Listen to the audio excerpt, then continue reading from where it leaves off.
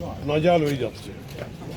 কিন্তু এই পরীক্ষার্থীদের যদি ওই নাজালের মধ্যে পড়ে তাহলে তাদের ঠিকমতো সময়ে সেন্টারে পৌঁছাতে পারবে না, তাহলে পরীক্ষা টরীক্ষা দেওয়ার ক্ষেত্রে তাদের কিন্তু বিরাট বাধা সৃষ্টি হবে। কোনো কারণে যদি যানজটের মধ্যে কোনো একটা দুর্ঘটনা ঘটে যায় তাহলে আরও বিপদ হবে।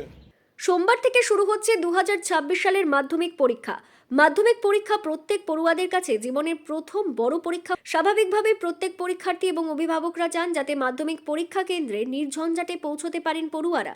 আর এবার এই নির্ঝঞ্ঝাটে পরীক্ষা কেন্দ্রে পৌঁছানোর জন্য সিউড়ি শহর তৃণমূলের তরফে হাটজান বাজার রেল ওভারব্রিজ খুলে দেওয়ার দাবি জানানো হলো। রবিবার সিউড়ি শহর তৃণমূল কংগ্রেসের তরফে সিউড়ি রেল স্টেশনে স্টেশন ম্যানেজারকে একটি আবেদনপত্র জমা দেওয়া হয় এবং সেখানে বলা হয় যাতে সোমবার থেকেই হাটজান বাজার রেল ওভারব্রিজ খুলে দেয় কর্তৃপক্ষ, যাতে করে সাধারণ মানুষদের পাশাপাশি পরীক্ষার্থীদের কোনো সমস্যা না হয়।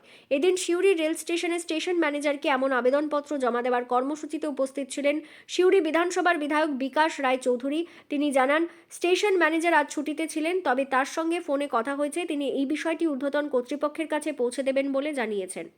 এখানে যে ফ্লাইওভারটা কমপ্লিট হয়ে গেছে, কাল থেকে আপনারা চালু করে দিন। ছাত্রছাত্রীদের সুবিধার্থে, মাধ্যমিক উচ্চ মাধ্যমিকে যারা পরীক্ষার্থী তাদের সুবিধার্থে, এবং সেখানে এই কটা দিন আপনারা করুন। তারপরে ঢোল ঢাক পিটিয়ে কিভাবে আপনাদের যারা এটাকে যাদের অঙ্গুলি এলনে যেটা দেখছেন করছেন তাদেরকে সেই সুযোগটা দিন, কিন্তু মানুষকে বিপদগ্রস্ত করে নয়। 8 বছর হয়ে গেল, আবার কেন সেটাকে লেন্দি করা হচ্ছে, কেন দেরি করা হচ্ছে, মানুষকে কেন এখনো অসুবিধার মধ্যে ফেলা হচ্ছে?